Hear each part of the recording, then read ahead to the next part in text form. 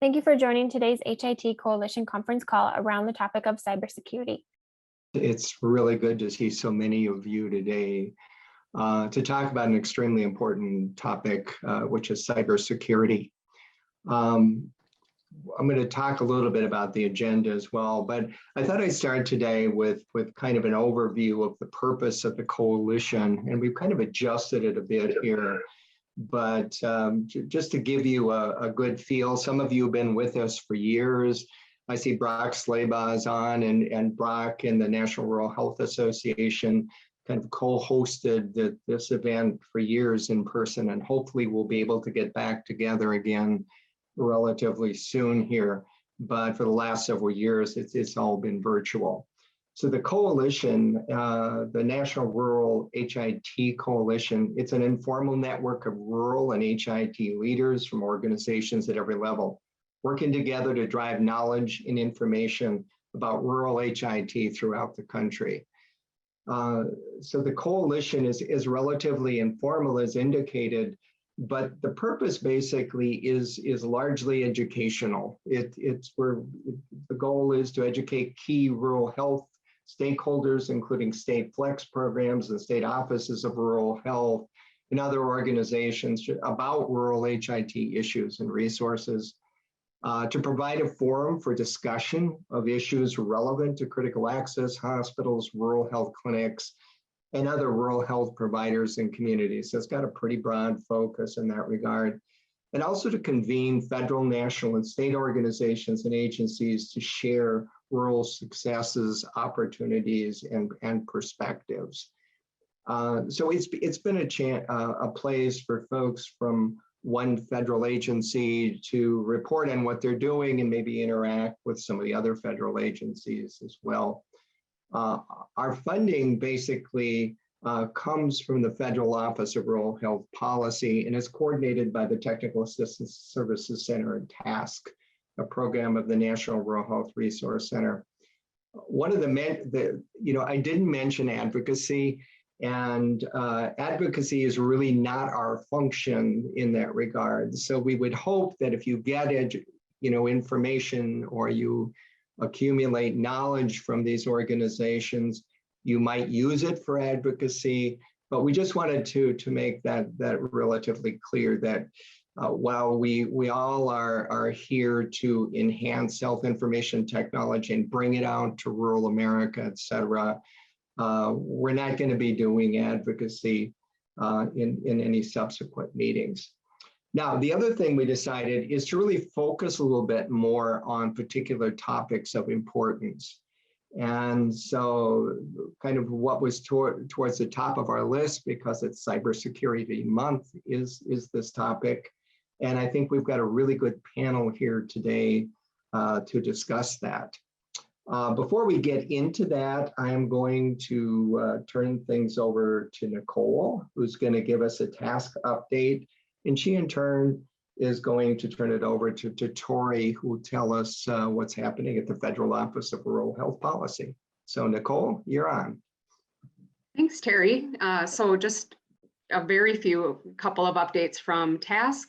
This week, Thursday, October 28th at 1 p.m. Central Time, we will have the Sustainable Rural EMS Navigating Change webinar. And the purpose of that webinar is to really launch and talk about the guide that we put out just this month of the same name. So we have a couple of speakers to talk about the authors, and then we also have the Office of EMS from South Dakota to talk about the work that they've actually been doing that really reflects the process that's described in the guide. So I put a link in the chat to the guide so you guys can check it out.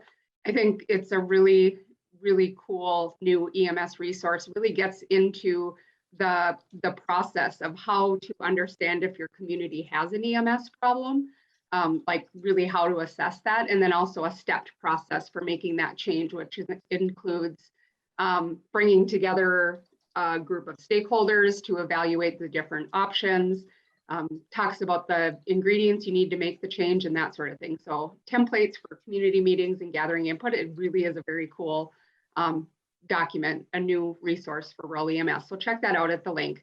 That will be recorded and put on our website. And when we send out that recording, we'll ask people to share that widely because it really is meant for the ambulance services in the rural communities specifically.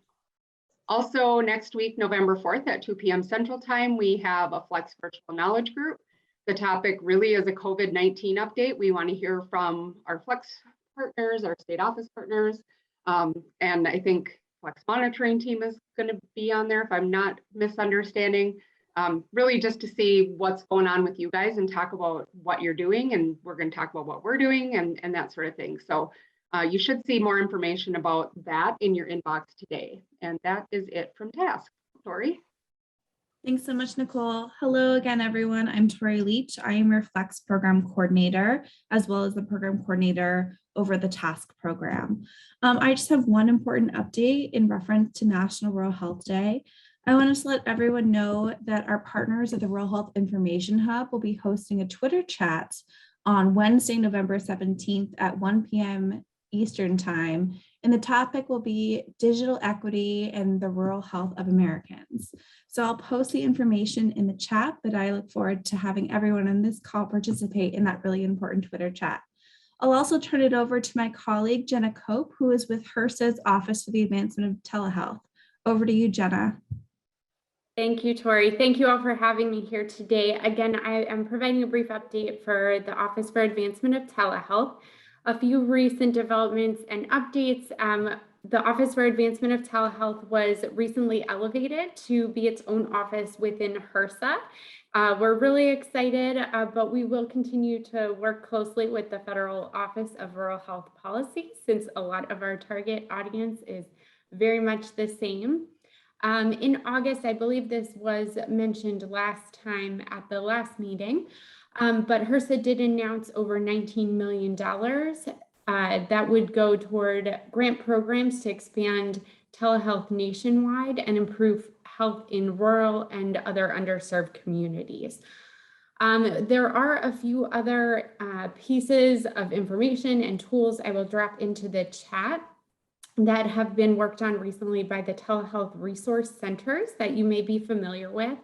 The Northwest Regional Telehealth Resource Center, they created a new website called findtelehealth.nrtrc.org. It's actually an interactive map that allows patients and providers to find facilities that actually offer telehealth and in-person services.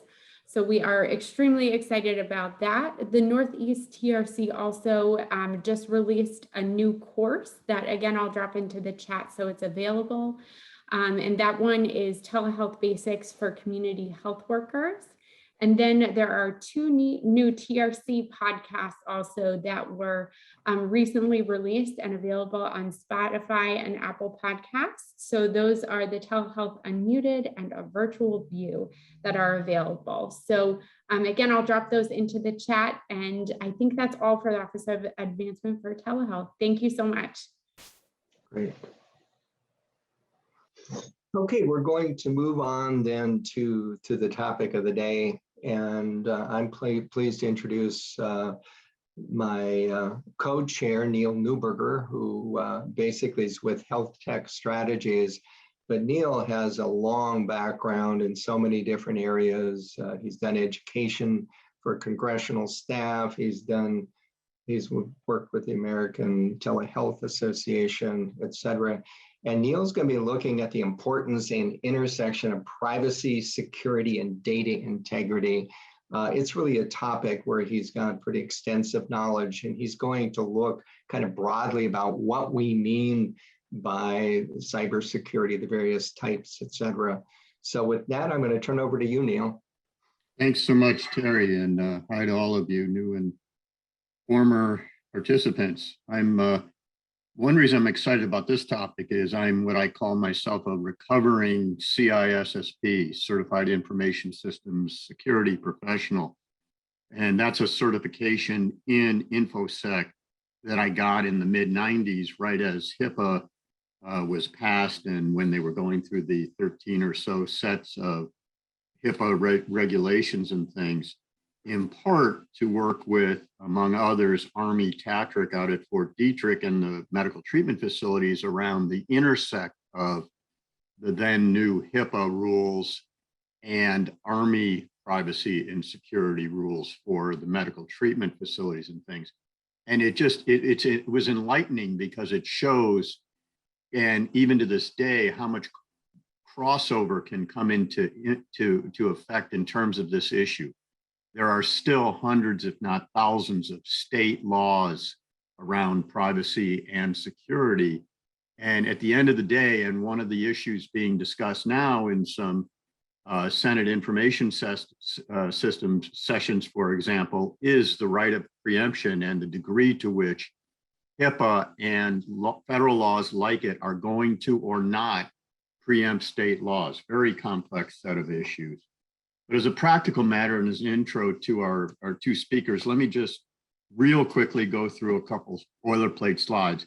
This is one I've used for years, and all it does is show that most HIT related legislation, including telehealth and EMRs and you name it, happens in fits and starts and is owing for the most part during crises and is opportunity driven, because there is usually bipartisan support for the substance of almost everything on this list. And it all comes down to money and opportunity.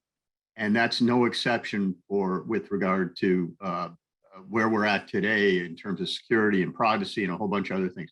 Just look at the last four for a second. The things that we care about now are obviously, sort of appropriations and what happens in 2022, and that's ongoing. And what happens post the CARES Act, the American Rescue Plan, the Cures Act, in terms of the exemptions that were created for health IT and for telehealth and for remote monitoring and all of the rest. And that's all open right now. And I'll get to a slide on that in just a second. The other thing that's pending, obviously, is the $1.2 trillion infrastructure bill, or however much it's going to end up being because of broadband. And you hear a lot on our calls about broadband. And then finally, the budget reconciliation bill, which will or won't have a lot of additional changes around healthcare, and might have or may not have the Connect for Health Act, which is the leading telehealth bill that's been pending for some time and reintroduced for the last couple of sessions. Next slide, Nicole. So the Connect Act would very briefly waive telehealth restrictions during national emergencies, allow telehealth to be used to recertify patients as eligible for hospice benefits, work to prevent fraud and abuse. Next slide, please.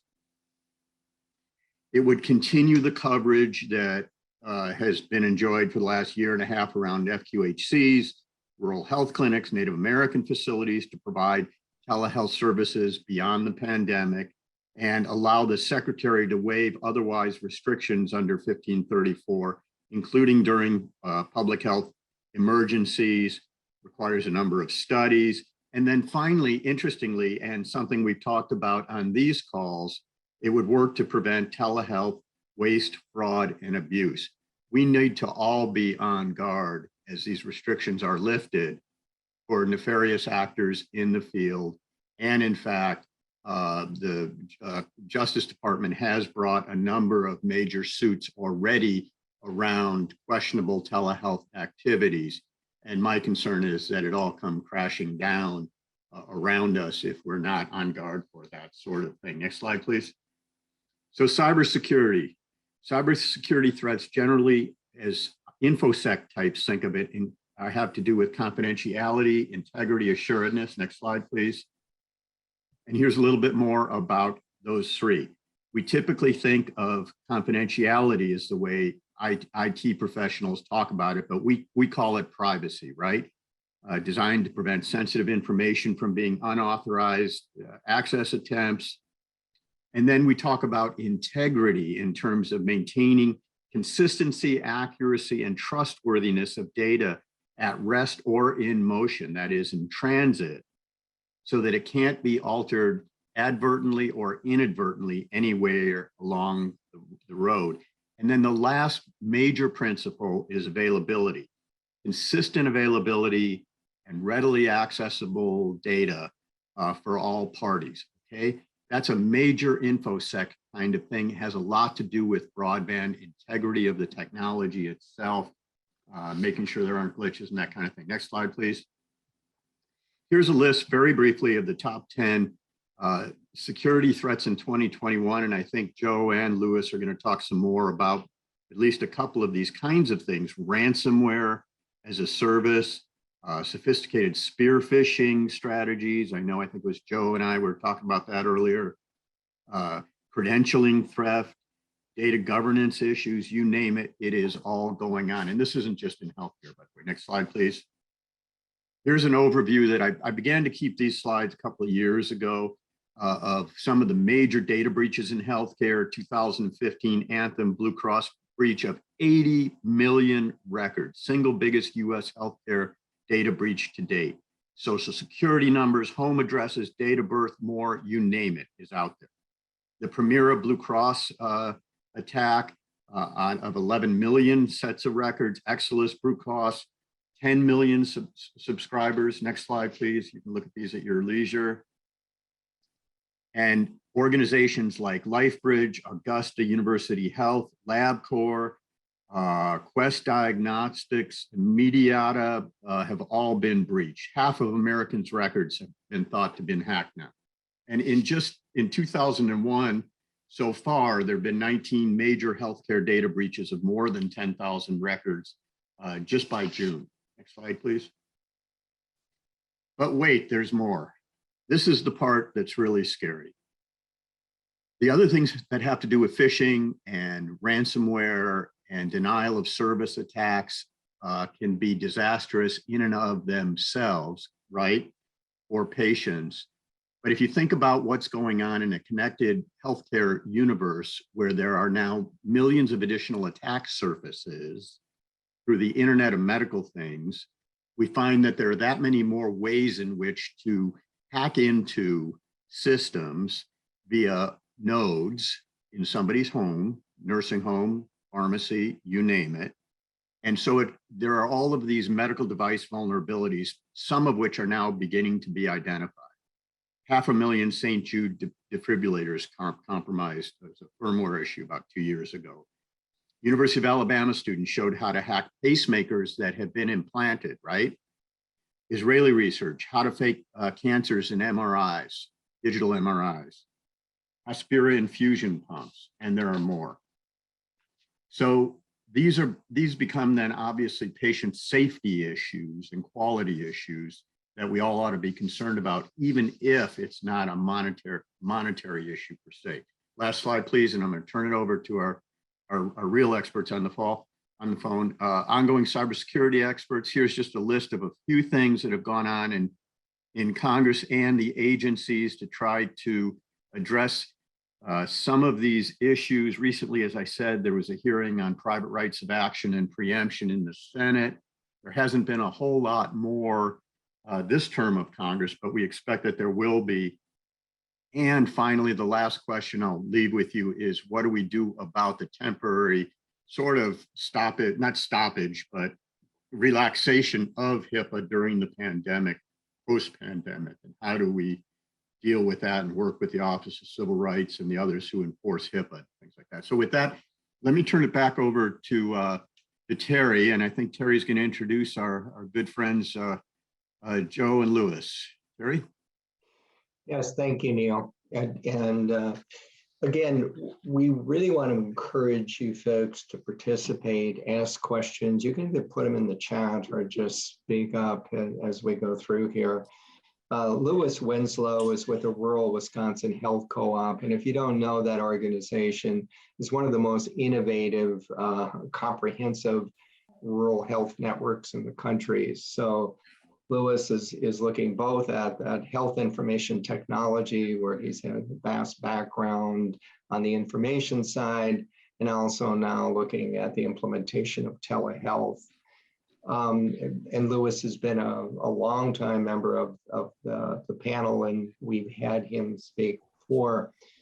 Joe Ivoda is with Analysts Incorporated, and Joe used to work with the center many years ago, especially when we were doing electronic health record implementation. And so Joe has worked all over the country.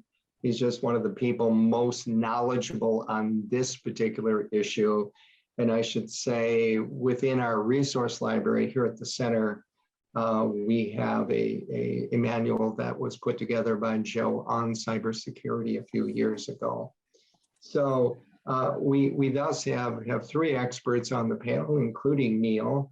And we've got some questions we're going to throw out and really have a discussion on this as a panel. But again, I want to encourage you, if you have questions or you just want to participate, I know many of you may know this topic intimately. So we'd hope you'd jump in and either comment, add to the discussion, or just ask some questions and such. So Neil, I'm going to turn it back to you to begin the discussion. Okay, so Joe and Lewis, we talked a little bit ahead of time, and let me just throw out a question or two, and Terry, Danny, others join in.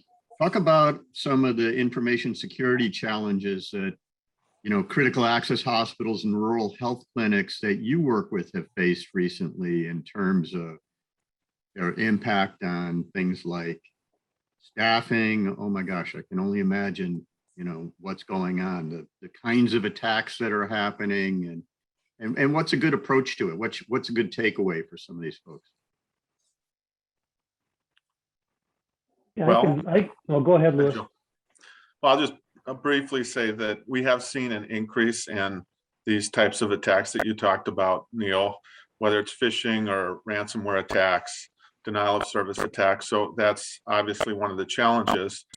And in the small critical access hospitals, you have a significant staffing challenge, because you may have an IT department of 1 to 5 to 6 people in most smaller critical access hospitals, and to have someone dedicated to security, it is really difficult and adds significant cost associated with that. And in our current environment, the IT workforce is difficult to maintain and to hire for. There's a lot of turnover, and the cost of systems to mediate many of these challenges are really significant. So that would be my intro, and I'll turn it over to Joe.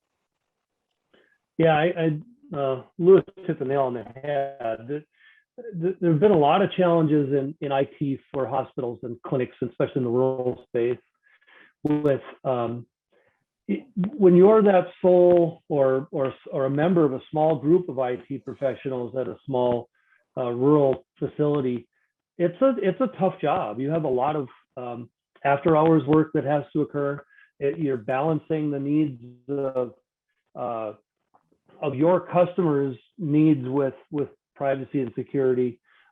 It gets very tricky. So I've seen, and maybe a lot of you have seen, a large amount of turnover in the last 2 years of healthcare IT workers moving over to other industries, particularly education. I've seen a lot that have gone to work for schools, again, because of the hours are a little bit easier. HIPAA's a little less clear than FORHP. FORHP is pretty solid. And like Neil said, the threat is seriously significant. We've had the last time I looked at the Health and Human Services database, we had about 250 million data breaches in total, 250 million individual records that have been reported, and that's pretty significant. So it's really a challenge right now, especially with all the different ways people are exploiting our data, or looking to exploit the data. Hey, Joe, I've got a question. Let's drill down on that a little bit more, because it seems like this is a significant issue or problem. We need more IT folks out there. We need more expertise. Is anything standing our way in terms of producing more IT professionals that might be going into healthcare? we do need more people, and that's one of the things standing in the way is we oftentimes have shortchanged our needs in IT and healthcare. So we've learned to utilize outsourcing of various things. For very few people right now manage their own firewall. They've outsourced that away, and that's a very positive thing, right?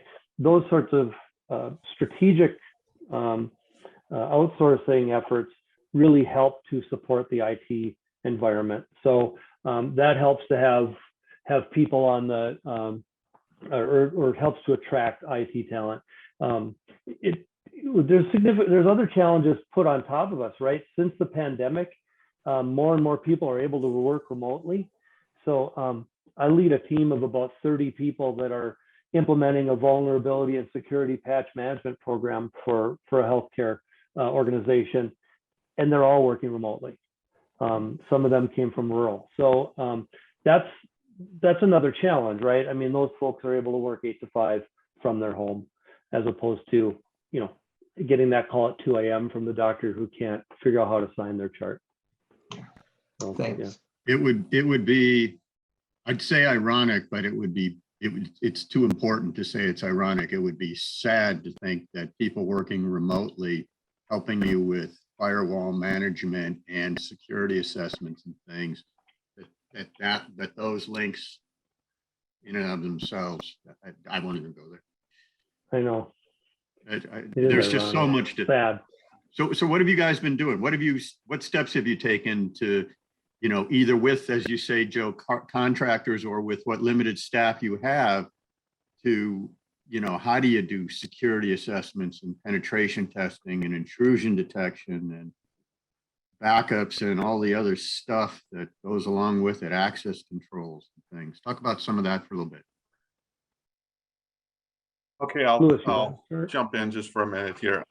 I think those assessments are, the front line, and Joe has a lot of experience in those. I'm sure he'll talk about that. But having regular, at least annual security assessments, penetration tests to, probe your network to see where your vulnerabilities are, to understand what you need to work on your network. I think that's a critical piece, and most of our network members are hard at work on that kind of thing. There's also the products that actually help you protect your network, and that might be just your basic old antivirus properly installed, or advanced antivirus. Many of our members are starting to implement what are called endpoint detection response systems, or sometimes endpoint management systems.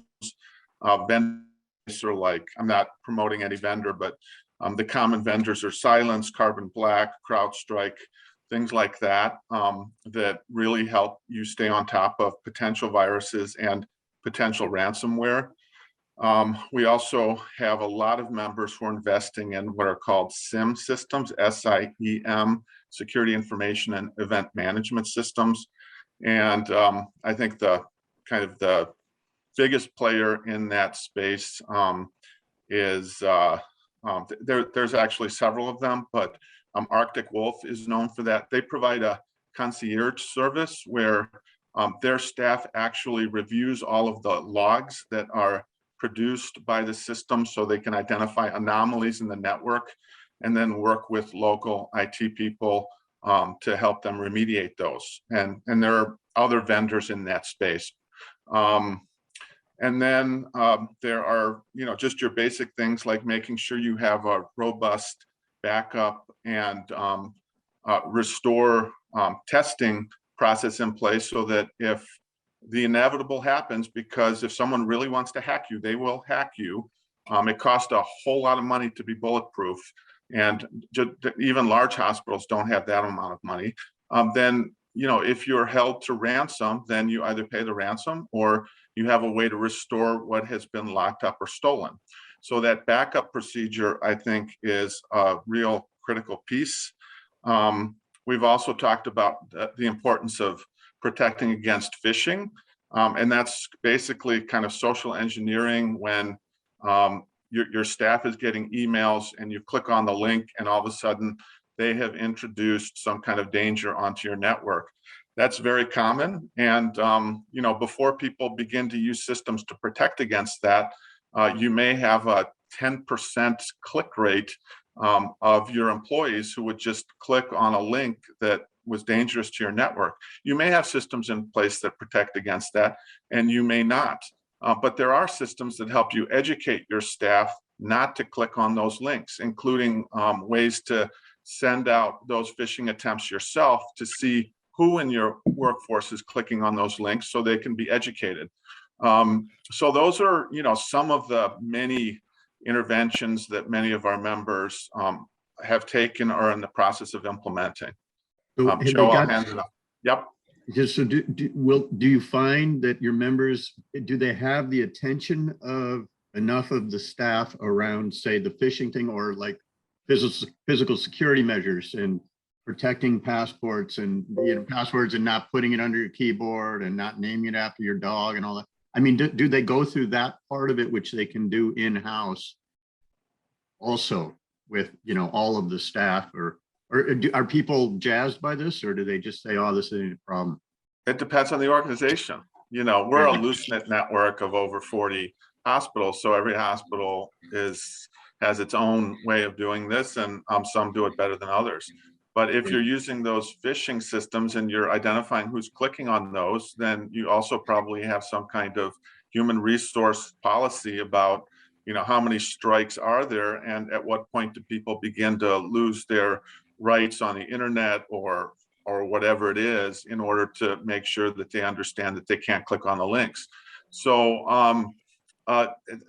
the answer really depends. We have some organizations, in fact, we just had one present at our September board meeting, who did a penetration test and an in-depth security assessment, and many vulnerabilities were found. So they decided to initiate a remediation strategy. It was very expensive. I mean, Arctic Wolf alone for a small hospital, if you're going to do SIM concierge service, that can cost $100,000 a year.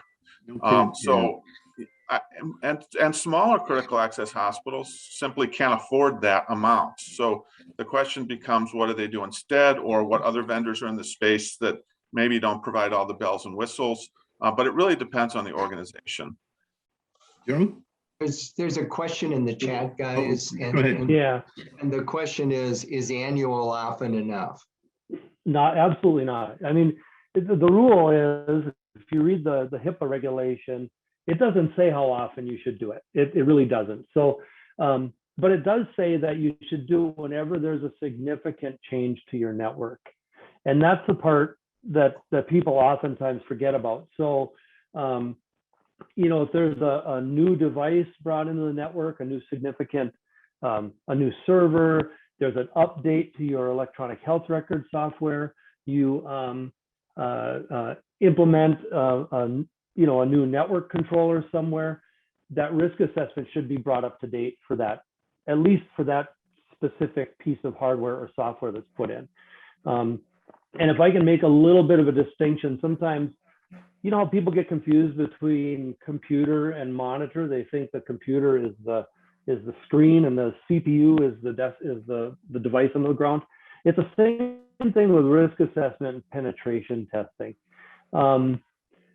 You know, risk assessment is a broad assessment of the risks that your organization has when it comes to privacy and security. And it involves everything from who has access to administrative passwords and who is monitoring the system logs to make sure that nothing is out of the ordinary or coming through. But a part of that is you have to assess your risk when it comes to things like doing penetration testing and looking for you know, open ports and vulnerabilities that are present at the door of your network, right? And you know, Neil mentioned earlier that you know, some of the threats that we're seeing to medical devices and concerns around medical devices, traditionally those were resolved by having an air gap, that you'd have a separate medical network in many organizations that would keep the traffic off of that medical network and keep it sequestered. those days are kind of over. And even with an air gap like that, you know, Stuxnet, if you want to Google Stuxnet, that used an air gap to get across to infect things in Iran. So, you know, don't think an air gap's the trick. However, the annual penetration testing is probably not enough. Oftentimes, somebody makes a change or forgets to do an update to a firewall or a router that a penetration test can detect. So it's a good idea to do that more frequently. And your risk assessment needs to be updated anytime you see a change. Now, you know, we're seeing so many threats right now from phishing and spear phishing in particular, and the ransomware that comes of it. There's a reason for that. It's very, very easy to do. There are kits you can download to be able to take advantage of vulnerabilities that exist on computers and networks. You download the kit, you send the email, you set it up on a server, and you're ready to go. The trick is knowing who to contact, right? So, you know, when you do things like a risk assessment, it should prompt you to look for what information is publicly available about your organization. Is it pretty easy to find out the email address for your accounts receivable person or your accounts payable? That's a key one that they go after. So, like Lewis said, I highly recommend using a service to help you with with mitigating that risk around phishing and spear phishing in particular, because it's a pretty significant threat. Joe, could you define spear phishing and phishing? That we have a lot of people on Sure. this group that aren't going to understand that, and I assume you're not talking about phishing line and going after bass and An ice Yeah. house, yeah. spear fishing. You know, phishing is when somebody sends emails into your organization that are not what they appear to be. They spoof who they're from, so it looks like it might come from Microsoft.com or you know, the National Rural Health Association. It could look like it comes from anybody because it's very easy to spoof that sender address. They're usually pretty generic. You see a lot of these in your spam folder, things that, you know, selling dubious products oftentimes. So that's kind of phishing. Spear phishing is where they gain access to your email list and start doing some real social engineering to really understand who the players are at your organization, maybe what the issues are in your community. They could do that kind of research to say that, gee, they're looking for new board members. This would be a good opportunity to spear phish, saying, you know, I found this great board member, here's their resume, click on the resume, boom, you're infected. It can be that easy. So spear phishing is very targeted towards the organization and probably the individual. Phishing is a broader net. It, you know, oftentimes looks like it's just regular old spam. Okay, great, thanks. I have a question really quick, Terry. Go ahead. In the resource document that I dropped in the chat just a little bit ago, one of the resources is from CISA, which there's a bunch of them from CISA. CISA is the Cybersecurity and Infrastructure Security Agency. They've put out a ton of good stuff. Please take a look at that resource list that I dropped in the chat. I'll also attach it to the email when the recording is ready. But Joe and Lewis, you were talking about, or I think it was Lewis that said, you know, it can be $100,000, but you can get it to not cost so much without all the bells and whistles. CISA offers cyber hygiene services where it looks like there's 4 different things that they do free of charge. It doesn't cost. Are you guys familiar with that? Have you heard of anybody using it? It's obviously not going to be that comprehensive protection, but it would be probably the bare minimum of vulnerability scanning, that penetration testing. I was just wondering if you guys were familiar with it and know anyone that's used it. I'm not familiar with it, and it's funny because I'm involved with their HICP program, and I haven't heard of that, so I need to look into it. Nicole. Okay, I put a link in the chat so you can Thanks. check it out. What about you, Lewis, at all? Know about I that? haven't heard of it, and I'm sure there are, really good free tools. I think once you peg into specific kinds of tools, because there's not one tool that does everything.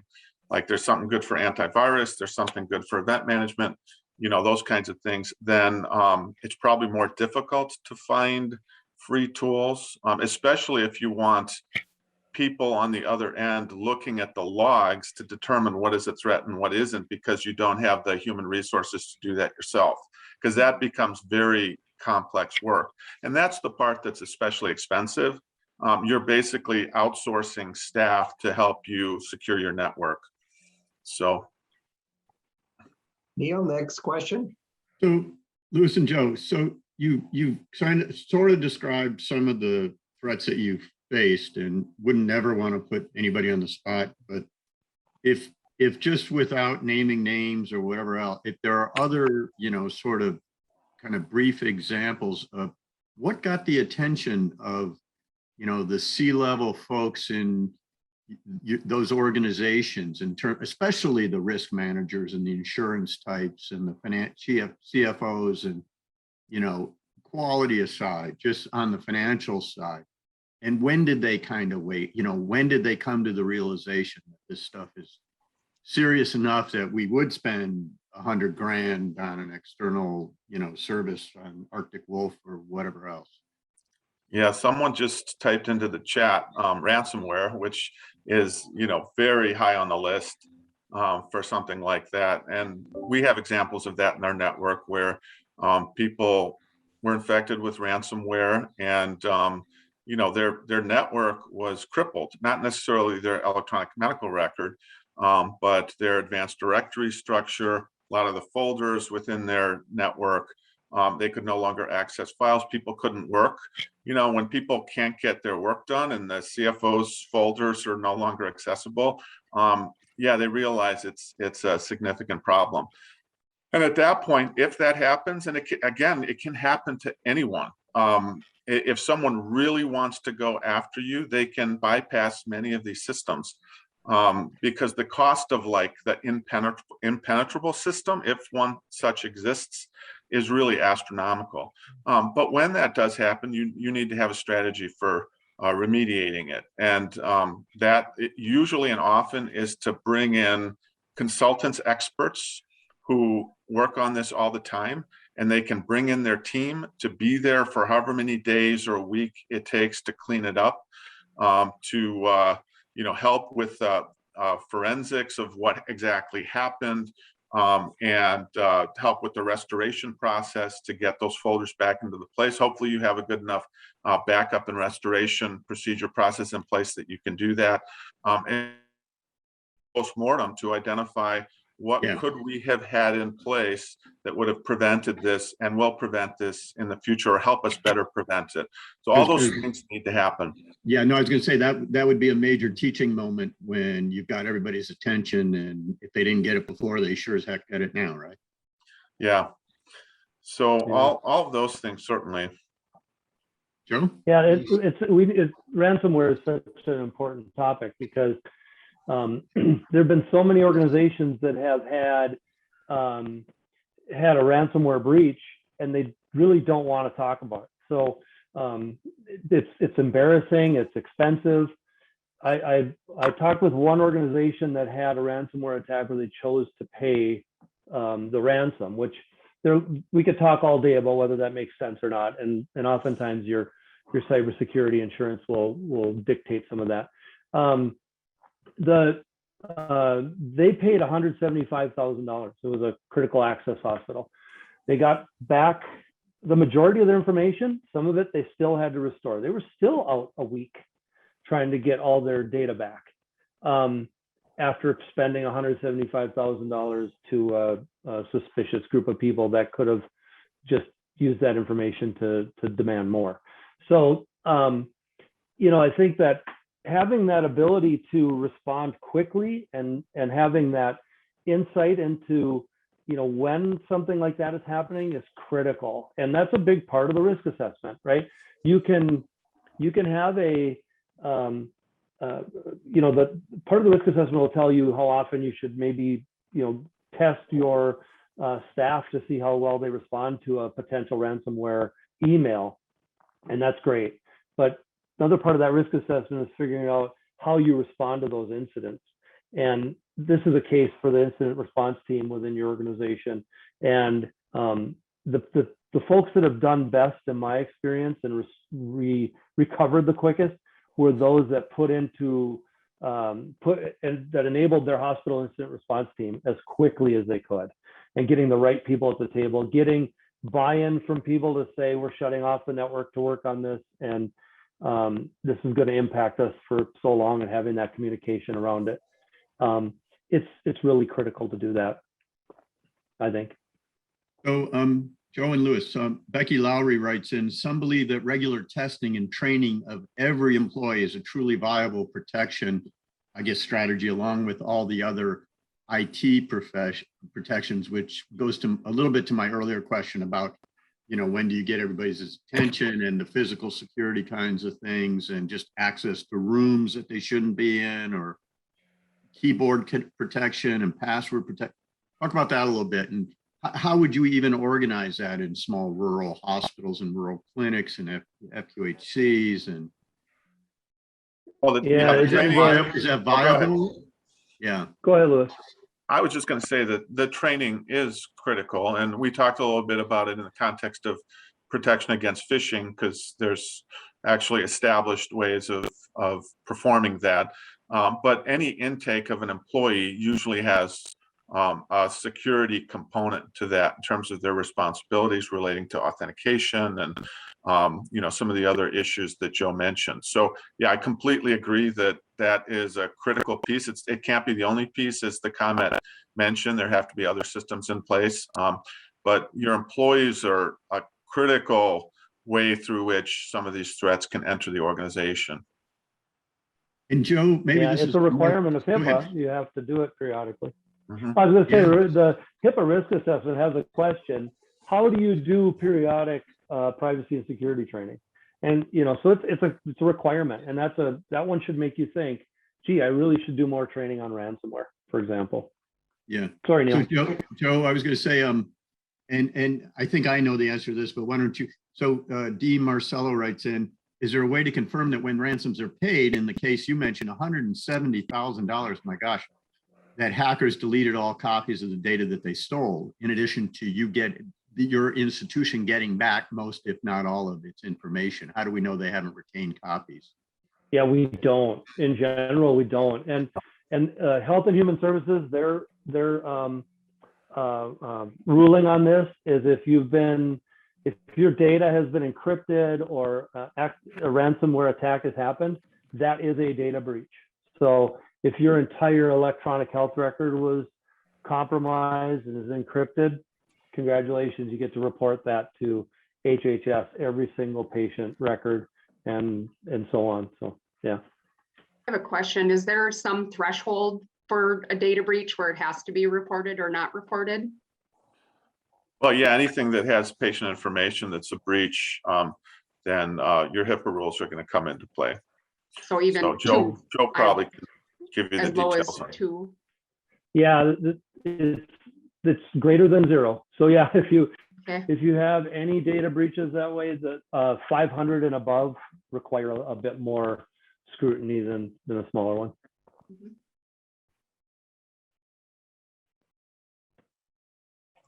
Okay. And I'm just going to reinforce the point that all of this stuff we're talking about is very complex and very expensive. So the smallest critical access hospitals and clinics, to think that they can just listen to Joe and Lewis and here's a list of things you need to implement and they're going to get it done, it's unrealistic. It's the funding isn't there. The human resources aren't there to be able to protect, and everyone's protecting at different levels based on their risk tolerance and a variety of other factors. So anything we can do to support our smaller healthcare organizations in this effort, I think, is critical, because it's not easy work. On that, I just want to say one more thing, and then I'll turn it right back to you, Neil. Kind of segues into the thing that I wanted to mention too, is flex and ship funds can be used for these sorts of activities. SHIP has an HIT aspect and consideration where, and I'm definitely not going to talk too in depth about SHIP and the specifics of it because I would mess that up, but just there is an HIT aspect to the SHIP funding. Definitely check out the allowable investment search tool on the SHIP section of the TASC web or the National Rural Health Resource Center's website, because I typed in cybersecurity and it said, yes, you can, and it gave me some examples of things that could be supported with SHIP funds. And then also there are a few flex programs who are supporting activities. Well, they were last year.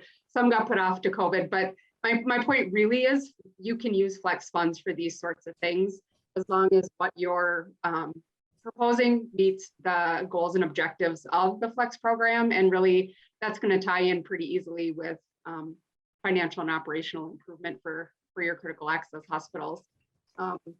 For example, there was one flex program that was going to educate hospitals about how to perform network penetration to determine those vulnerabilities. Another flex program supported security risk analysis for 2 of their hospitals. There's another one who is providing continuing education for CAH staff. So, you know, while HIT itself isn't necessarily a big flex program focus, cybersecurity activities easily fall into that financial aspect of flex. So talk to your project officer if this is something.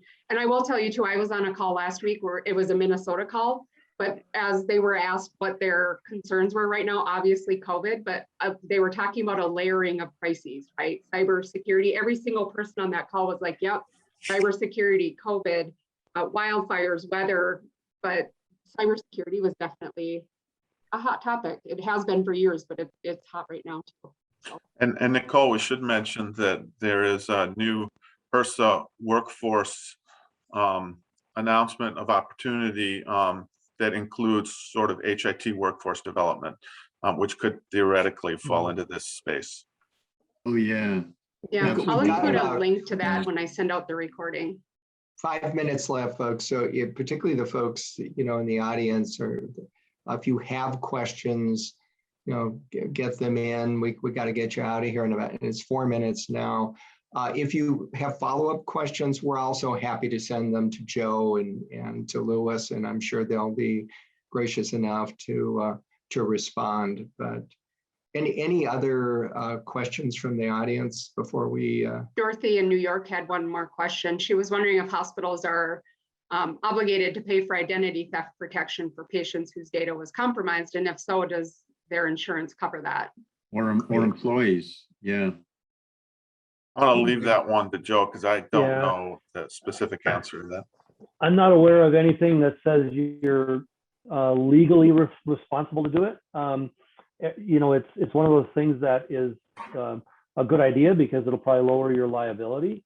And most of the time, from what I've seen, your insurance provider will cover much of that.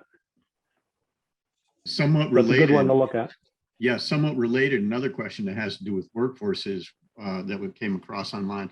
What do you do with recidivists and employees who just don't get it even after they've been through the training and still are found responsible? Do you cut them loose in this environment, or you keep them, or there's such shortages? In our organization, we have a process for what happens the first time, what happens the second time, what happens the third time. I don't know that we put ourselves in a position where we state that they have to be terminated after the third time. That's as far as we go, just because, you know, you don't necessarily want to box yourself in. But at that point, you know, a significant intervention needs to occur. Yeah, and if I can put in another plug, Neil, for the risk assessment. When you do the risk assessment, it says, do you have a policy for sanctioning employees that don't follow the cybersecurity rules? So yeah, you should be looking at that. Take that risk assessment seriously. It's not just a checkbox anymore. Okay, we're going to, I want to thank our speakers, Joe and Lewis, who've been longtime members of this coalition, Neil, and everybody else that has questions. A great conversation. Thank you so Yeah. much, Neil, for helping us plan this call, and Lewis and Joe for joining us with your expertise. That was all fantastic information. Like I said, I dropped a resource document. It was just a compilation of things that I came across. Joe also helped with some input on that. Grab it out of the chat. Otherwise, I will send it out in an email in about a week when the recording to this event is available. And just encourage you to share this recording once you get it. Share it broadly with anybody who is interested. Thanks, everyone. We'll be back in a couple of months with a different topic.